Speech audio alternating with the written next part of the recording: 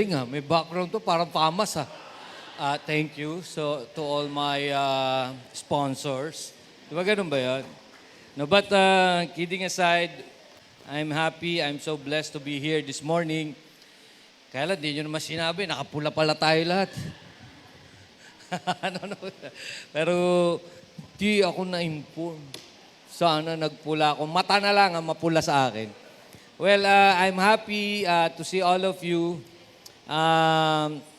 Hindi ako nakapagpaalam kay Pastor Ronald na ang preaching topic ko ngayon ay Christmas message.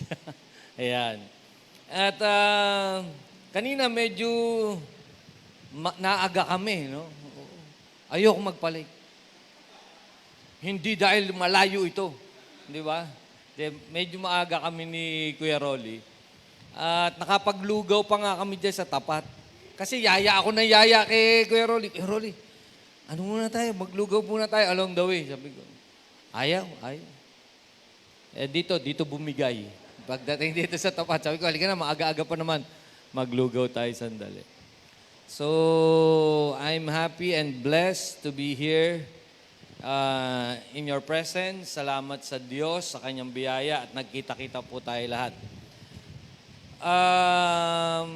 Kami mga pastor, taon-taon naman, Pasko.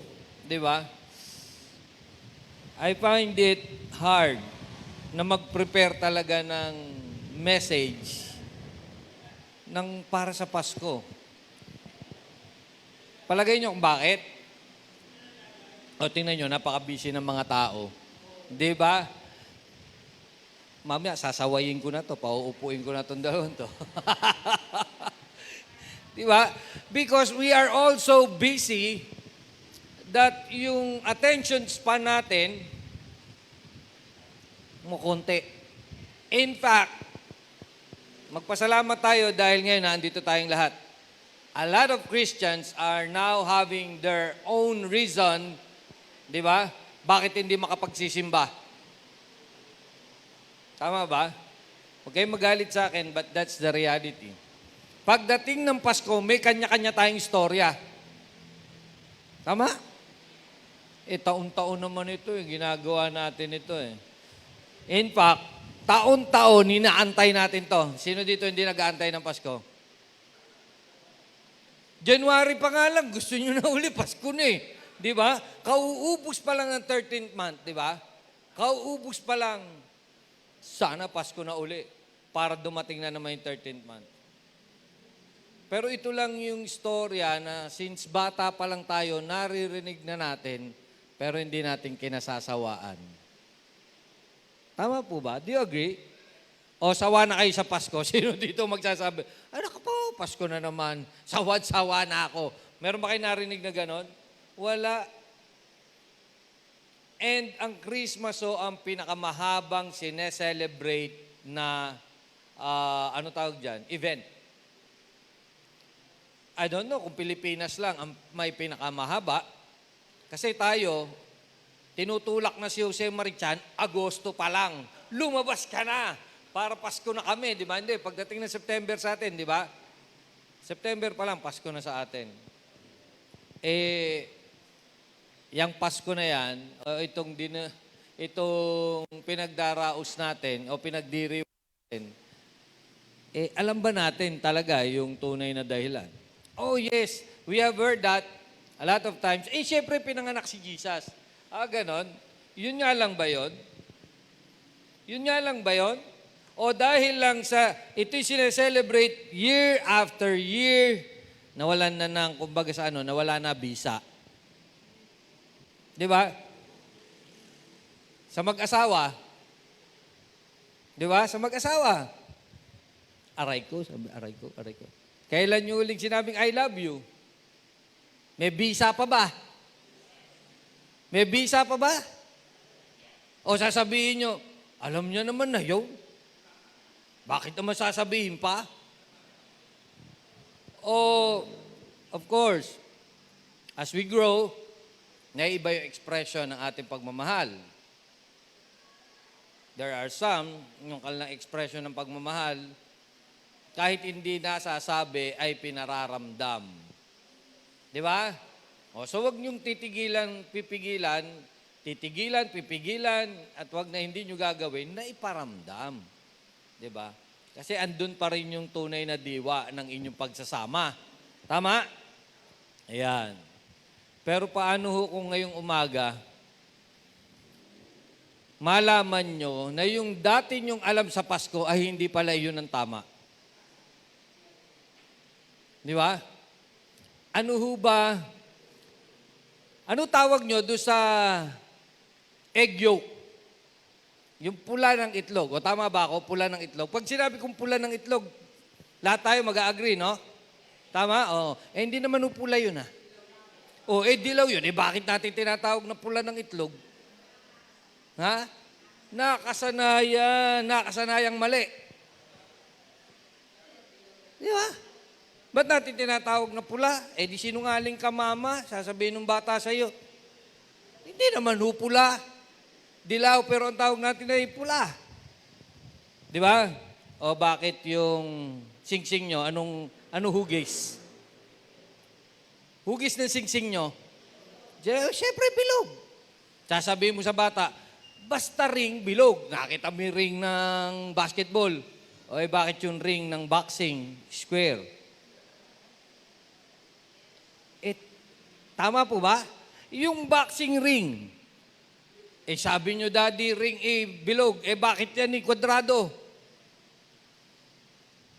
Bakit kaya ganun?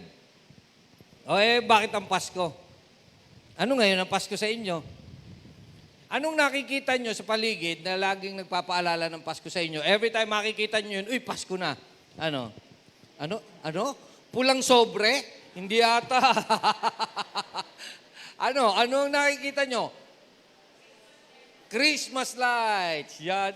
Nakita nyo na yun. Yan, kumukuti-kutitap. Di ba? May kanta pa nga tayo Kumukuti-kutitap. Di ba? Hanggang doon na lang. Ano pa? Parol. Yes. Bakit may parol, no? Lalo na sa Pilipinas. Parol. Stars. Siguro ito daw yung nag-guide sa mga wise men. Di ba? 3 hari pa tayo. 3 nga ba yun? Bakit natin sinasabi 3 hari? Hindi naman pala 3 yun. Later on, malaman natin, di ba? Kasi kung tatlo yun, natsugi na yun sa daan. Hindi aabot yun doon sa Bethlehem. Kasi they came from the east.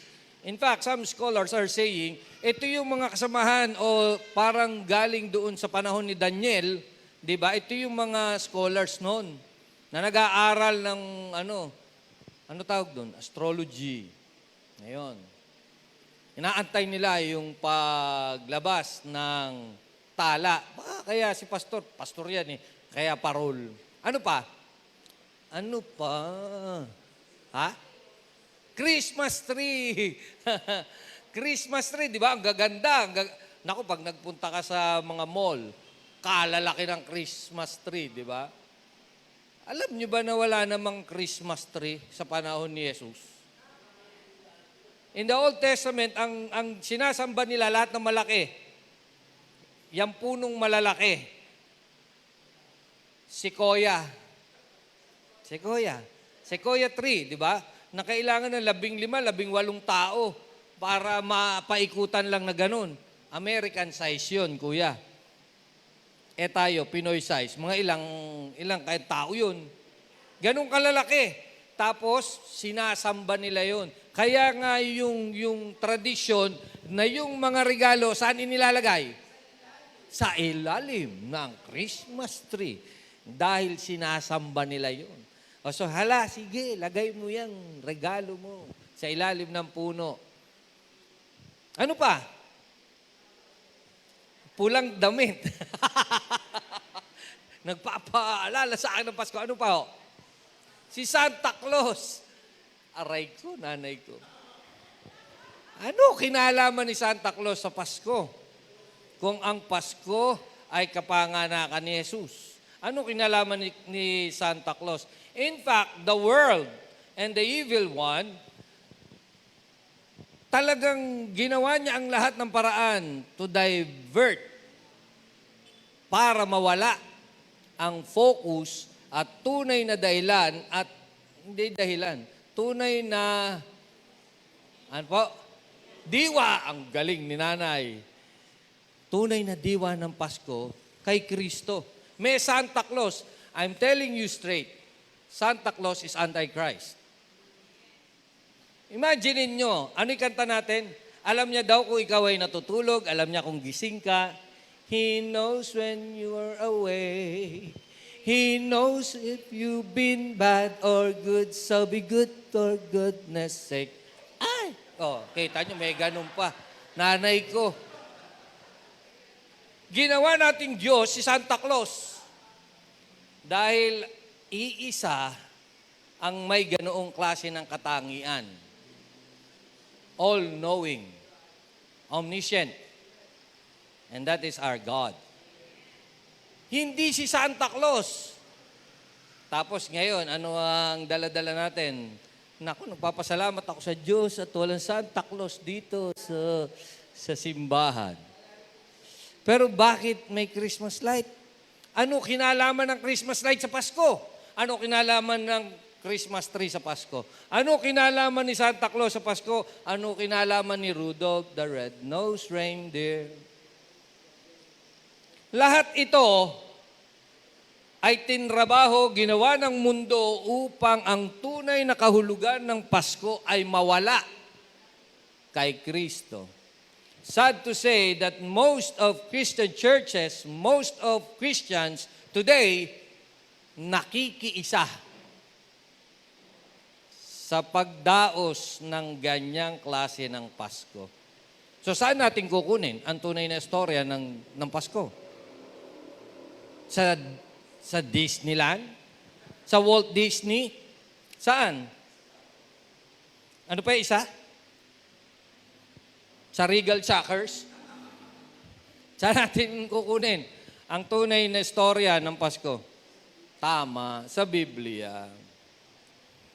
Now, how would you feel if after all these years you would know that Jesus was not born in a stable or a cave? Just like what our tradition has always taught us. Di ba?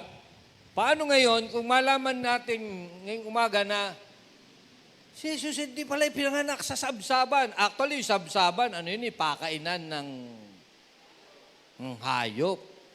Ano, doon humiga si Maria sa pakainan ng hayop para siya ay manganak. All of these are, we call it religious embellishment. Di ba?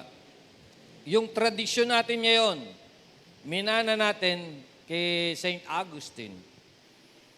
The time na gusto niyang ibalik ang mga faithfuls sa loob ng simbahan. And probably, he wants to be a little bit dramatic, nostalgic, para sa pag-alaala ng Pasko. Si pastor nga inaatat-atat talaga kami. Hindi pa ba po pwede? Kasi hintayin pa natin sa Wednesday, di ba? So sabi ni St. Augustine, para bumalik ang mga tao, nilagyan niya ng konting drama. So, naging dependent yung ating pag-unawa at ating pagtanggap sa storya ng Pasko sa tradisyon. Buti nga, wala nagsabi sa akin, puto bumbong. Nakita na ang puto bumbong, kastanyas. Ay, Pasko na. Nung araw, nung mga bata pa kami, wala namang mansanas. Di ba? Hindi katulad ngayon, whole year round, may mansanas. Nung araw, pag Pasko lang, tsaka lang may mansanas. Oo, tas ang mahal. Di ba? Kaya pagka may mansanas ka, sosyal ka. Hindi kinakagat, hawak lang. Kasi mansanas mahal di ba? Huwag mong kainin. Hawakan mo muna. Pero ngayon, di ba? Bumabaha ng mansanas. And every time makakita ng mga ganyan, yan, nagpapa-recall down, nagpapa-remind sa atin ng Pasko. So, kunin natin ang most important event in the history of all humanity. Saan? Sa Biblia. Di ba? Yung manger scene, though the world has tried so much para baguhin, guluhin, tanggalin ang tunay na diwa ng Pasko. Ang tunay na storya at dahilan kung bakit tayo may Pasko. Dalawa ang nagdala ng istorya ng kapanganakan ni Jesus sa ating Biblia. Si Matthew at saka si Luke. Si John presented the Lord Jesus Christ. Ang ganda ng presentation ni ni John because kinuha niya pa mula doon sa simula sa Genesis. Ano sabi niya? As he present the Lord Jesus Christ, the Word became flesh, the image of the invisible God, the firstborn over all creation. Even si Paul, yan yung kanyang komentaryo sa Colossians 1:15. Ano pa sabi? Si Mark presented the Lord Jesus Christ, evangelist na si Lord 30 years old na siya, ipinresent ni Mark. Diba? At nasaan na? Nangangaral. Malaki na si Jesus. Ngayong umaga, kunin natin ang istorya ng Pasko sa Luke. Kay Lucas, in Luke 2. This is one of the magnificent narratives that we find anywhere in the Scripture. It is Luke's account of the birth of our Lord Jesus Christ. Katulad nga na sinabi ko, every year naririnig natin ito, every Christmas season. Pero sana katulad nyo ako, hindi rin ako napapagod. Hindi ako napapagod. Every time maririnig mo yung nativity narrative o yung istorya, nagkakaroon ako ng nostalgic feeling. Di ba? Medyo parang meron tayong magandang pakiramdam. Yan. So tingnan natin. Let's try to travel back to the time when Jesus was born. Di ba? At tungayan natin ito sa aklat ni Lucas, talatang, tama ba yung Tagalog ko? Talatang 2. Versikulo, yun. 1 hanggang 20. Pinangalanan ko ito right in the midst of it. Diba? Ang pinakadakilang handog ng Diyos. Right in the midst of it. Anong ibig sabihin nung right in the midst of it sa Tagalog? Sa kalagitnaan ng lahat. Ayan, sa kalagitnaan ng lahat. Tingnan natin, let's dig into the Word of God. Yan. Verse 1, yan. Sabi dito, in those days, a decree went out from Caesar Augustus that all the world should be registered. This was the first.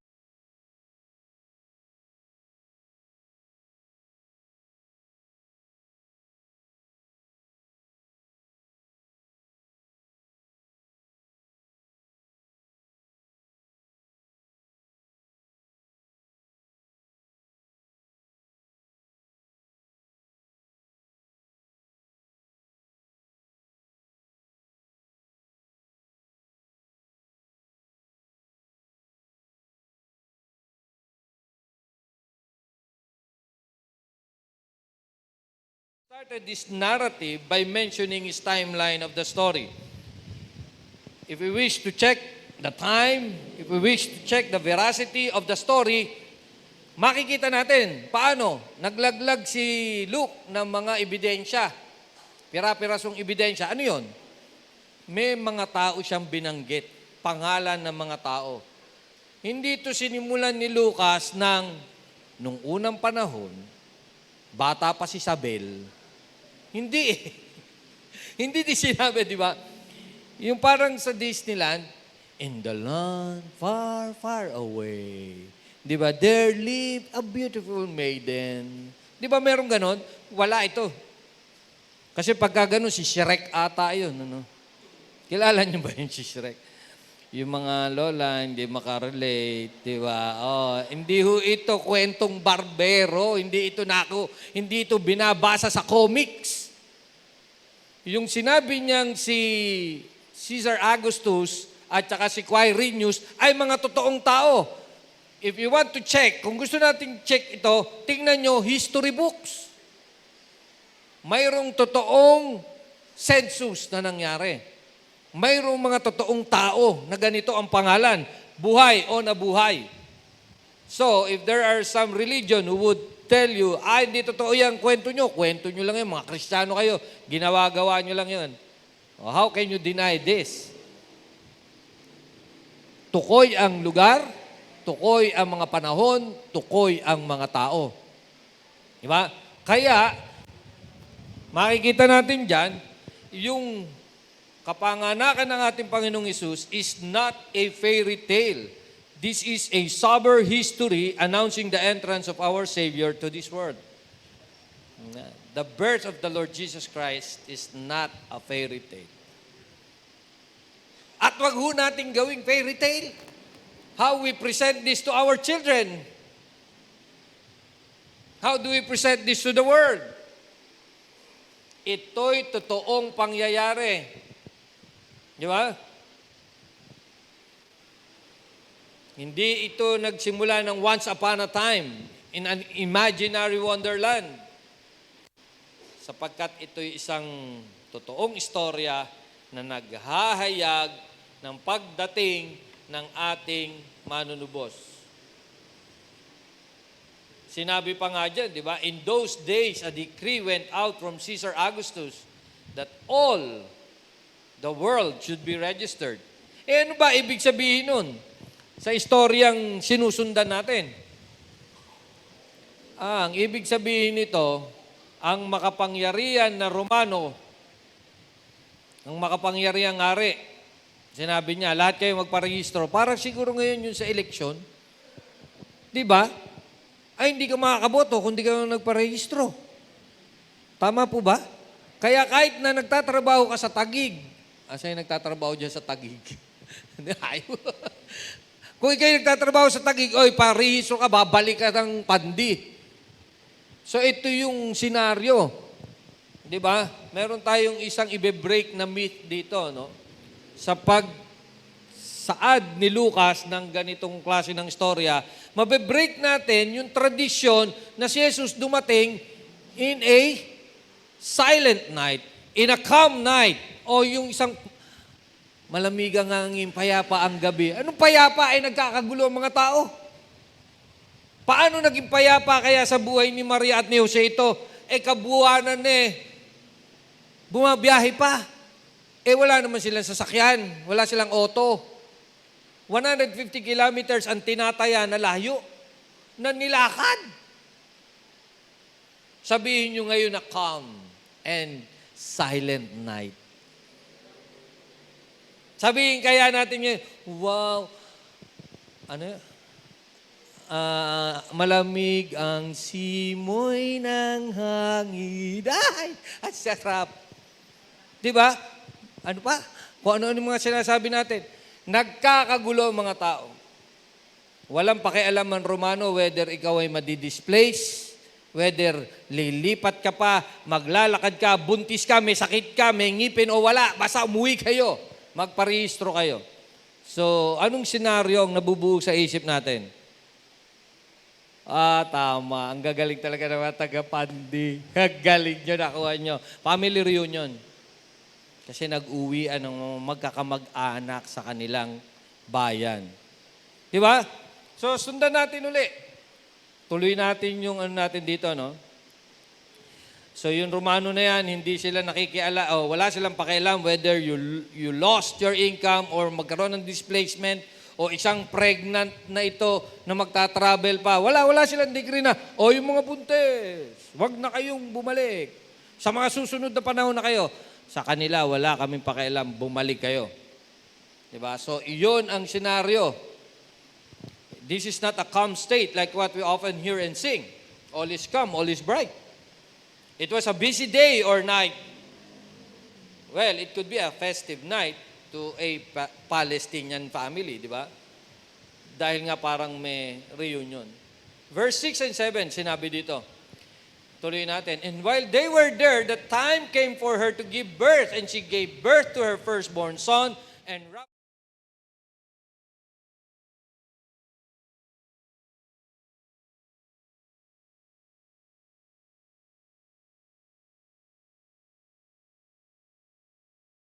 hindi nagsikuhan o hindi napingot ni Maria si Jose. Kasi naman ikaw, kung kailan naman ako buntis na buntis, tsaka tayo babiyahe. Bakit hindi mo pinlano ng agad-agad ito? Sabi, in the fullness of time, while they were there, the time came for her. Sino yung her? Mary to give birth. Hindi yun sa hindi sinasadya. Napaanak, brother. 150 kilometers ba naman yung inilakad? Nagle-labor pala yun habang naglalakad? Hindi ba? No. Hindi ho dahil yun doon. That it's because of the will of the Lord. In the fullness of time, God is orchestrating everything here. Kahit sa buhay mo ngayon, I don't know anong klase ng sitwasyon meron ka sa buhay mo ngayon, hindi ko alam. Hindi ho ako ang Diyos, but I strongly believe orchestration lahat ho yan ng Diyos sa ating mga buhay. Only if we learn how to believe Him, di ba? Magkaroon tayo ng kapayapaan sa puso natin na kahit na ano nangyayari sa buhay natin ngayon. Ubus na 13 month. Ako, wala naman akong 13 month. Di ba? Ako nga yung, kada yung gay mong gano'n, di ba? Ang lalim ng hugot. Ganun talaga. Di ba? Kahit na ano pa sitwasyon ng buhay nyo ngayon, ang Diyos ang may akda niyan. Tapos sabi dito, and she gave birth to her firstborn son and wrapped him in swaddling cloths. Kawawa naman ano. Alam niyo ba yung translation ng iba doon sa swaddling clothes na yon? O swaddling cloth? Yun. Pambalot to ng patay. Isang ordinaryong tela na pambalot daw sa mga namamatay. So parang kaanak pa lang ng Panginoong Hesus, dinideklara niya na kung ano ang kanyang plano. Ano ang plano at kalooban ng Diyos sa tagpong ito. Yeah? That He came to die. Ipinanganak siya hindi para maging doktor. Pinanganak siya hindi para maging arkitekto o kung anuman. Pinanganak siya upang ikaw ay iligtas, mamatay sa krus ng Kalbaryo. Dito pa lang, dinideclare na, pinoproclaim na, no? And sabi dito, ito yung malaking problema natin ngayon. Kaya tayo may tradisyon ng in. Kaya yung sabi sa sabsaban, ano ba yung tamang salita po dyan? Yung kulungan ng hayop. Kural talaga, kural. Aba, tingnan nyo naman, sa kural ipinanganak si Jesus. Papayag ba kayo nun? Yung dalawa kong apo, grabe, nung ipinanganak, papayag, kaya ako kahit na hindi ako ang magbabayad. Sa kural nyo ipapanganak yan. Papayag kaya? Wow, ano yun? Nagpapaano ang Diyos? Nagpapahabag? Kaawa-awa? Pero doon sa binasa natin, wala namang sinabi na asan dyan yung kumakatok sa mga pintuan dahil walang there's no innkeeper. Di ba? Even mentioned. Wala. Pero meron nakalagay dyan, there was no place for them in the inn. Doon tayo nagkaroon ng problema sa translation na ito because the inn, dito, hindi yung diniinan, ha? Siguro isa pa muna, no? Yung mentioning of the manger. Kaya marami sa ating tradisyon, di ba? Ang pinick up nila, it suggests animals. Kaya itong the medieval illustrators, inisip nila, palagay ko, pagdating ng manger ay marami mga ox o baka, asno, ano pa? Sheep daw, o maaari, ano yun? Kambing. So the natural setting was a stable. Di ba? Doon naman talaga kinukulong ang mga hayop sa kural. Pero, this is a great misreading of the text. Yun hong sinasabi ng marami na dahil dun sa inn, because there was no place for them in the inn. Binasa ko sa Tagalog, ang sabi ng Tagalog, mali rin. Bahay tuluyan. Wala na raw lugar sa bahay tuluyan. So, ano ang connotation? Yung parang sa ating panahon, ano yon? Hotel. Ano pa? Motel. Ano pa? Lodging house. There was another translation na sinabi, there was no room in the lodging house. Ayun din, isa pang translation, ano? So, ano yung misreading natin dito? Bakit nagkakaroon tayo ng mga misreading na ito? Number one, yung issue ng we try to read the scripture or reading the scripture through the lens of our own assumptions, culture, and traditions. Tatandaan nun natin, alam kong naituro na ni Pastor sa inyo yan, yung mundo ng Biblia sa mundo natin magkaiba. Mayroong ibang mundo ang Biblia, may ibang mundo tayo sa panahon. Di ba? Kaya nung sinabi dito na maaari applicable sa kanila yon, ngayon sa atin hindi. Di ba? So isa pa, yung issue ng grammar at saka meaning. Hindi ko sinasabing mali ang Biblia. Mali lamang ang paglipat sa mga salita. Katulad nitong English na ito na in. Sa original na lingwahe, yan ay kataluma. Greek word is kataluma.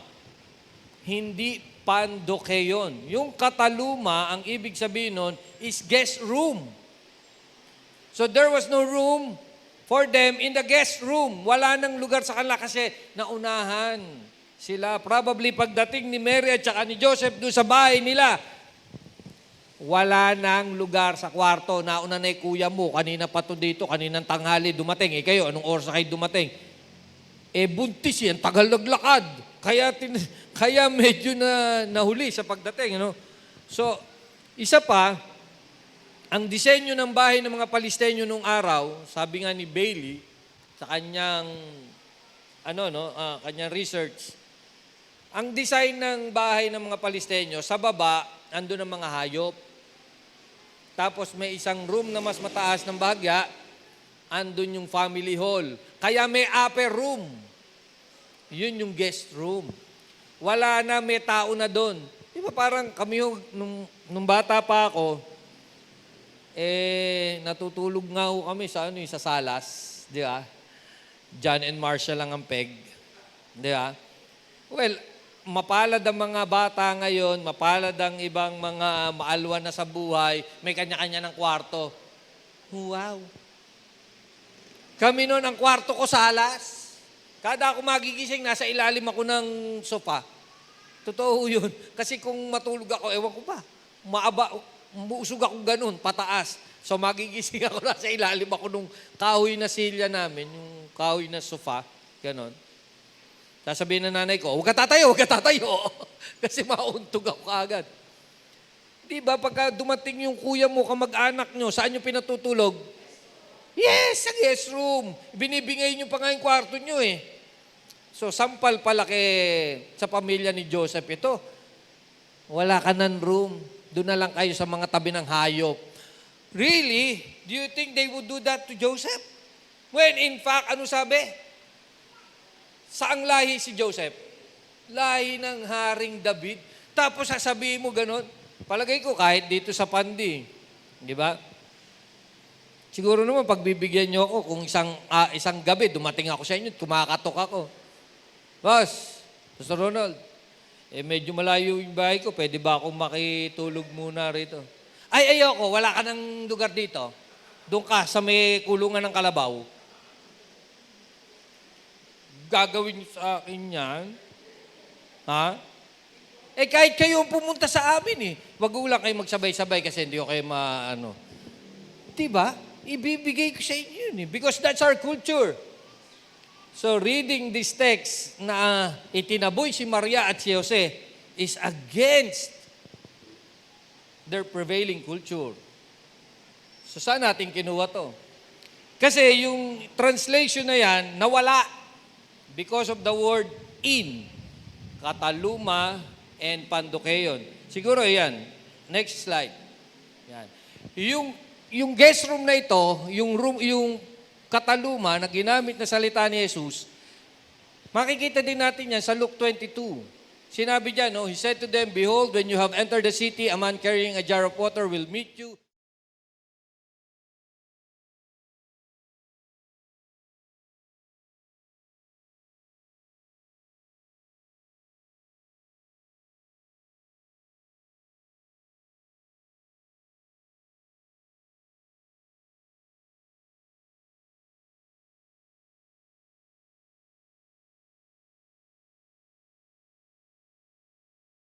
Yon, social, Airbnb. Hindi yan Airbnb. Pandokeon yung Airbnb o yung hotel, hindi kataluma. Pag uwi nyo, tingnan nyo yung mga Greek Bible nyo. Paano yung nakalagay doon sa guest room na yon. Yan. Ang ibig sabihin ng kataluma is the spare or upper room in a private house. Private.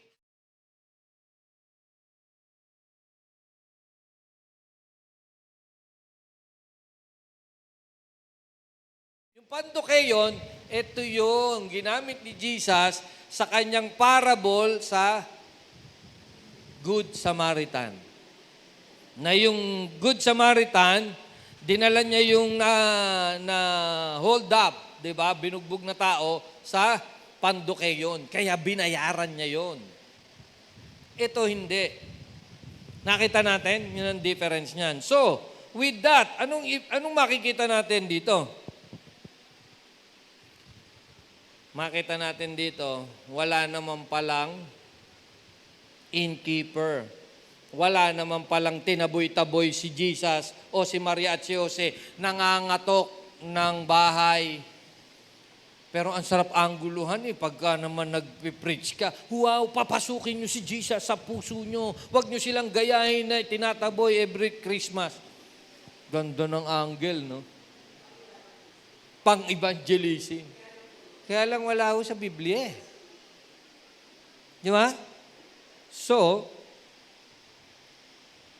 the difference is made clear in this definition. Tama ba?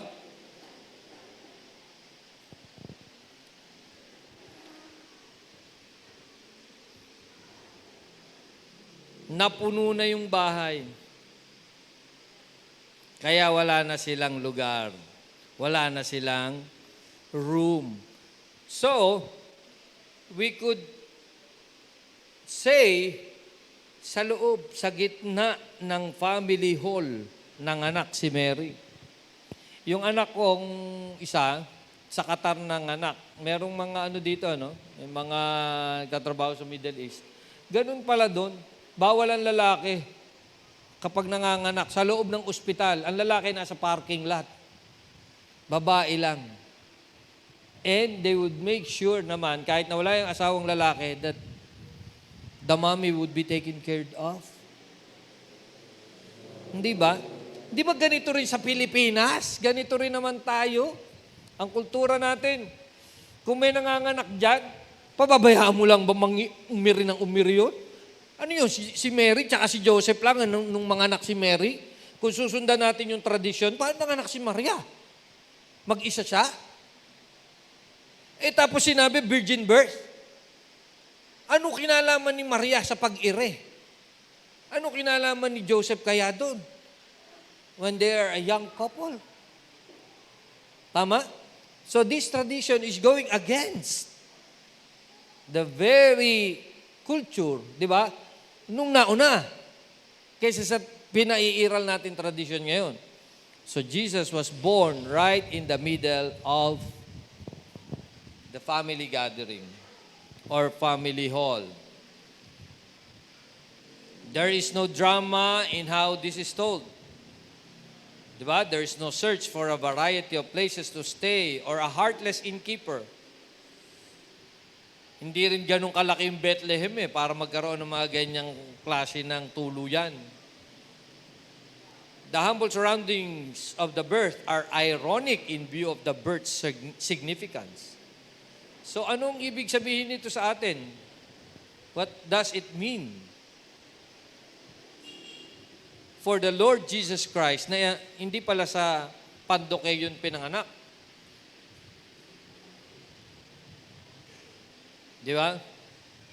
The idea that there were in a stable, away from others, alone, outcast, is grammatically and culturally implausible. In fact, it is hard to be alone at all in such context. Merong isang researcher, tumira siya sa isang bahay ng Palestino.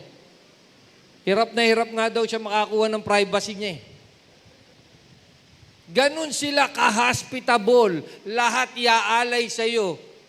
Kung gusto mo daw mag-isa, lumabas ka ng bahay. Yun, di ka na nasusundan doon sa field. Pero habang nasa loob ka ng bahay nila, aasikasuhin ka nila. Alam mo yung ganon? Yung, gusto nyo kape?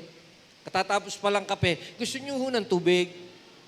Gusto nyo mani? Lahat inalok sa'yo, di ba? Ayaw ka nilang tigilan. But that's a very nice culture, di ba? Or attitude. Yan. So, we could say, next slide, Jesus was not born sad and lonely. Some distance away in a stable, cast out.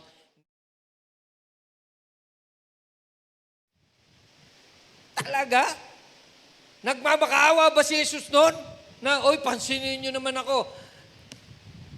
Ako, hindi ko matanggap eh. Pero yes, nung una, siyempre, bata pa tayo, but when I come to learn this and know this, nga, hindi papayag ang Diyos ng ganyan. Isa pang example natin, the road to Emmaus, di ba? In the road to Emmaus, sabi nung dalawang nag-uusap na disipulo, di ba? Bakit kaya nagkaganon? Pare, labo, namatay si Jesus. Tumaya pa naman tayo sa Kanya. Nanampalataya tayo. Di ba biglang lumabas si Jesus sa tabi nila? Remember the story? Tapos sabi ni Jesus, ano pinag-uusapan nyo? Sabi nung dalawa, saan ka ba nakatira? Ikaw lang ba hindi nakakaalam? Si Jesus. Pinako sa krus. Ayun, tsugi. Tapos pinaliwanag ni Jesus ang Ebanghelyo, di ba? Pinaliwanag ng Panginoon ang Biblia sa kanila. Pero nung dumating sila sa bahay, ano ginawa ni Jesus? Alam niyo yung patilaglag? Alam niyo yung salitang yon? Yung kunyari, di ba mga misis mahilig sa patilaglag? Di ba? Ganyan. Kain na, gusto sinusuyo. Parang gano'n si Jesus, nagpatilaglag. Aalis na daw siya, alis na ako. Sabi nung dalawa, dito na ho kayo. Parang si Ka Ronald lang yan. Dito na kayo mananghali. Dito na kayo. Lord, pero hindi tanghali yun. Hapunan na eh, di ba? Dito na kayo kasi gabi na, sabi niya. Dito na kayo. Sabi ni Jesus, busog pa ako eh. Yun, patilaglag yun. Namumutla ka na, anong busog? Wala na nga kulay labi mo eh. Busog ka? Di ba? Pero pinagbigyan ni Lord. Pero alam niyo ba yung tagpo na yon? Di ba siya bisita? Tama? Siya bisita. Itong gabing to, ang Panginoon ng bisita, no? Tama? Pero alam niyo kung ano ginawa ni Jesus? He broke the bread.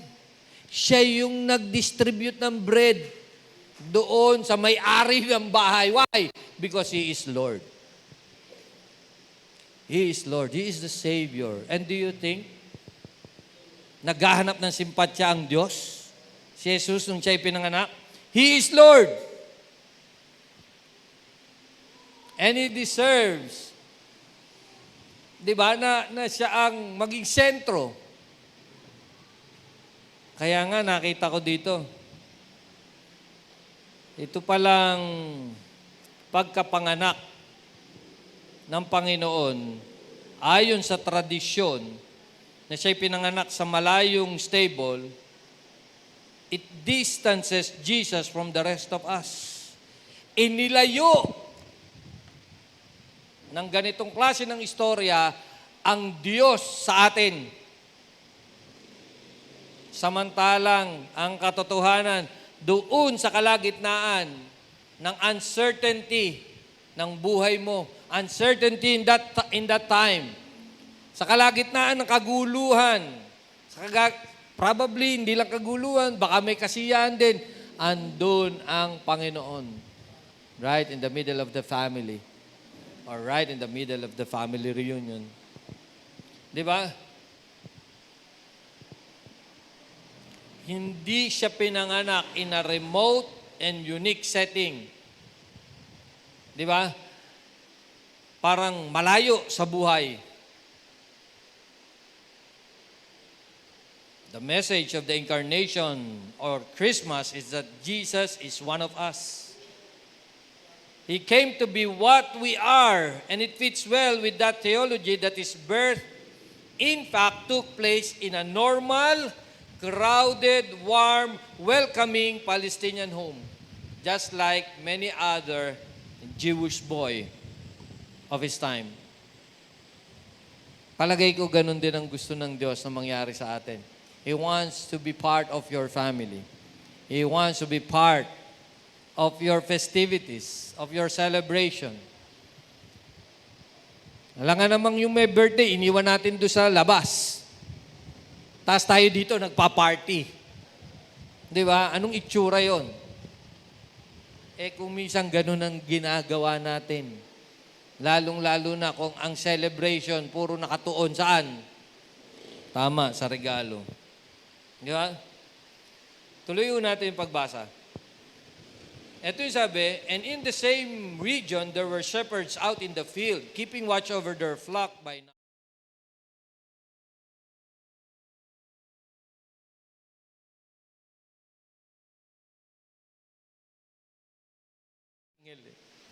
Di ba? Kaya lang tayo, iba yung, ayan na naman tayo. Iba na naman yung isip natin sa anghel eh. Minsan may mga, alam natin, anghel, ganito daw kalaliit. Di ba?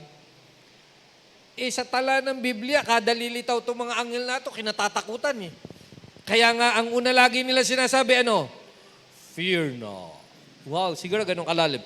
Fear not. Lalo ka ni nervous, sino po kayo? Di ba? Kasi hindi naman sila ganyan kalaki.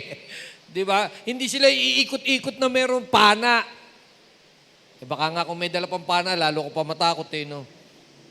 Sabi dito, an angel of the Lord appeared to them, and the glory of the Lord shone around them, and they were filled with great fear. Para tayo, di ba? Hingi nga tayo ng hingi ng anghel eh. Mas anghel pa nga ang ginugusto natin kaysa presensya ng Diyos eh. Di ba? May angel naman ako. Oh, hindi ko kailangan ng angel kung nasa akin ang Panginoon. Tama ba? Do you agree with that? Yes. Magbasa kayo ng Revelation. Ano kaya itsura ng anghel doon? Nako, ang daming mata, ang daming, hindi ko alam, di ba?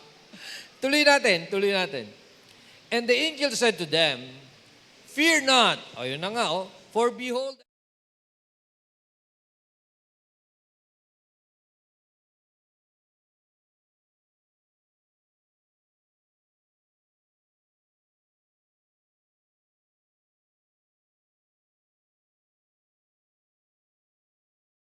ano sabi ng anghel? Fear not. Okay, matakot. Bakit? Ano ang dala? Mabuting balita. I bring you good news of great joy for all the people. Di ba? Ano yung good news? May 13th month. Yan ang good news. Ano good news? May bonus. Ano good news natin ngayon? Wow. Di ba? Ano good news? Yes.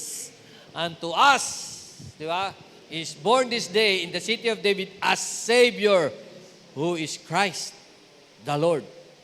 Wow, ito yung pinakahihintay ng lahi ng mga Hudyo nung araw. Di ba? The promised King, the promised Messiah, the Christ. Tuloy natin. Ano sabi dyan? Next slide. Suddenly, the angel was joined by a vast host of others. Ayan.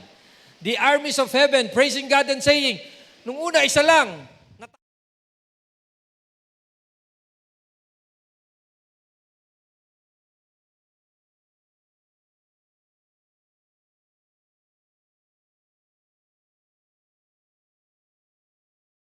Na-imagine yun? Ano yung nangyari ngayon? Shucks, di ba? Nakakakilabot siguro. Na-imagine nyo yan? Si Rudolph, lumilipad, ganon. Wala naman dito eh. May nakapula na may sombrero, ganyan. Christmas hat pa tawag nyo, ha? Sabi dito, 14, glory to God in highest heaven and peace on earth to those with whom God is pleased. Ito ang mensahe ng anghel, ito ang mensahe ng langit. The anthems of heaven. Glory to God in highest and peace on earth to those with whom God is pleased. Tuloy natin yung pagbasa. When the angel had returned to heaven, the shepherds said to each other, let's go to Bethlehem, let's see this thing that has happened, which the Lord has. Palagay ko sila ang unang evangelist eh. Di ba? Itong mga shepherds na to. Kung kayo kaya yung nakatagpo nito, kung sa inyo kaya inireveal ito ng langit, ano kaya gagawin nyo? Would you also share? O nanigas ka na sa takot doon? Would you share? Would you go to the place at... Pero ginawa nila, ano sabi let's see this thing that has happened which the Lord has told us about. Tingnan natin yung pangyayaring ito. They want proof. They want to see the glory nung message na ibinigay sa kanila. Next. Ayan. Makita natin that the sign of our Savior is not about power.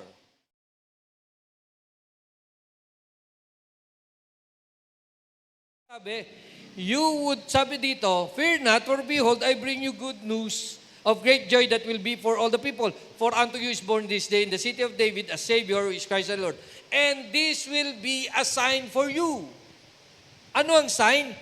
A baby wrapped in swaddling cloth. Ba't hindi warrior? Bakit hindi ka mukha ni David? Ba't hindi ka mukha ni King Saul? Remember when the Hebrew people is asking for a king, ano ang nakita nilang sign? Yung matangkad. Wala na, bagsak na tayo. Sana kung inuna yung pogi, baka, check. Hindi, inuna yung tangkad eh. Wala na tayo. Yung matangkad, yung gwapo, matipuno, warrior, robust, ano pa? Makisig talaga. Sabi ng anghel, no. The sign of our Savior is not about power, but about tenderness and gentleness of a baby. Bakit? Parang, Lord, Savior, baby. Pag di ko pinakain yan, paano yan? Di ba? Yung aking dalawang apo, pagka hindi inalagaan ng mga nanay nila yun, tatay nila, hindi, kami mag-aalaga. Ganun lang yun. Kung ayaw nila. Hindi, pero meaning, kung hindi sila alagaan, anong mangyayari? Eto Savior, baby. Di ba? Kasi ganun ang paraan ng Panginoon eh. Kung minsan, hindi sa paraan natin. Madalas, hindi sa paraan natin. God revealed His salvation to the world at the birth of Jesus the Messiah. The little boy that was born is the Savior, who is Christ the Lord. Di ba?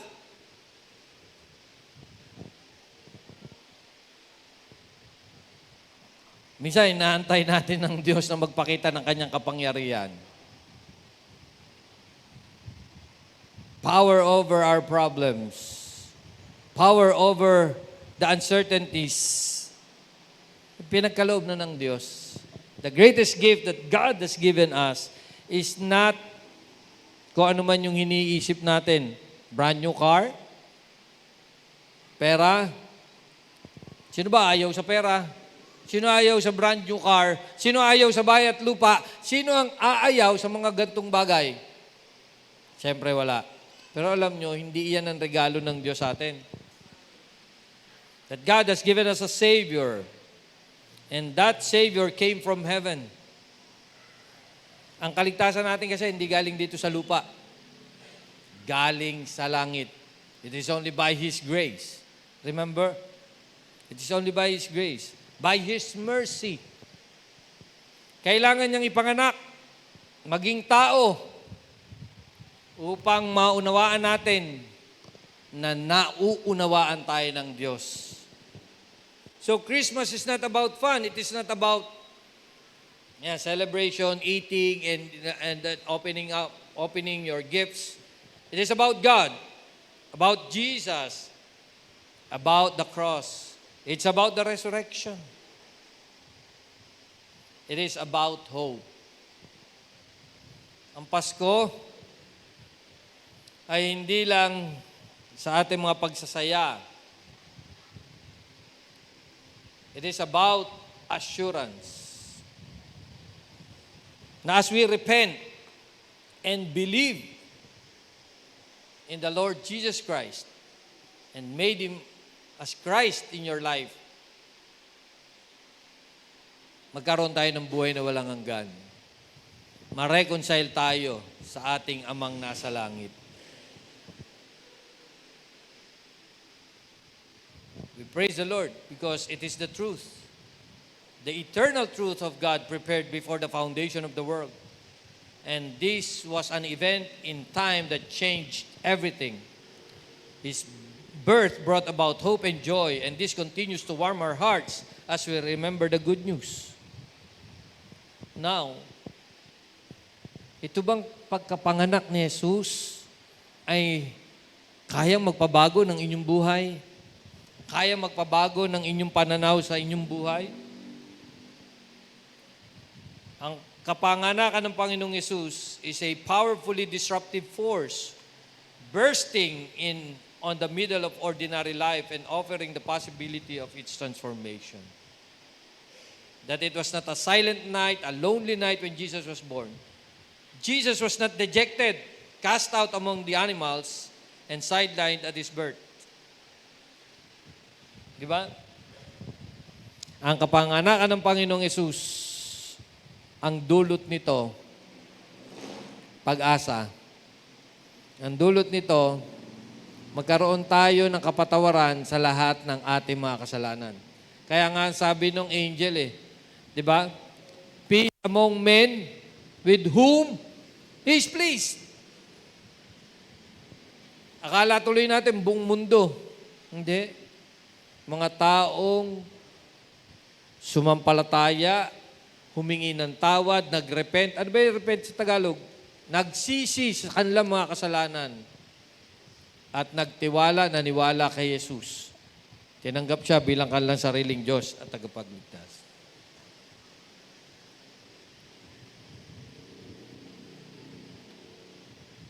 We have to take advantage of this opportunity. Itong Pasko. Rather than i-condemn natin yung mga Christmas tree, parol, ilaw na, mga kislap, di ba? May damit sapatos, kay garang lahat.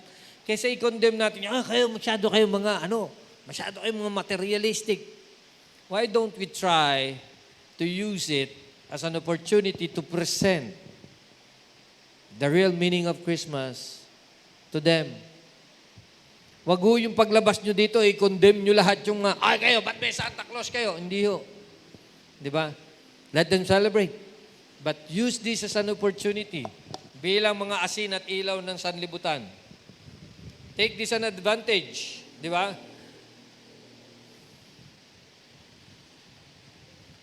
Use it as an opportunity to speak about who He is as long as people are aware of it. At least, alam nilang Pasko. Anong Pasko? Si Jesus pinanganak. Okay, very good, at least. But try to explain to them. Use it as your advantage. Di ba? Well, isn't it amazing that this truth was not just announced to the shepherds in antiquity, but also to us this morning? Di ba? Hindi lang sa mga pastol in-announce ang pagdating ng Panginoong Hesus, kundi sa atin din ngayong umaga. Sa natungayan nating payak na katotohanan. But let us receive it as the good news of the gospel. This joyous occasion unites families and should always remind us of the good news that fill our hearts with hope. Right in the thick of things, amidst life chaos, welcome the Lord Jesus Christ in your home. Celebrate natin ang Pasko sa Miyerkules. Hindi siya nangangatok. Sa mga tao na mga nanampalataya na kay Jesus, tumanggap sa Kanya bilang Kanyang sariling Diyos at tagapagligtas, nagsisi sa kasalanan, He wants to be part of your family. Hindi lang siya tagapagligtas, but rather He wants to be part of your family. Di ba? Tanggapin natin ang Panginoon ngayong Pasko. Maging aware tayo. Gumawa kayo ng sarili ninyong tradisyon sa bahay ninyo. You read the narrative from Luke or Matthew. Pag may mga bata lang, kawawa naman pagdating kay Matthew. Di ba?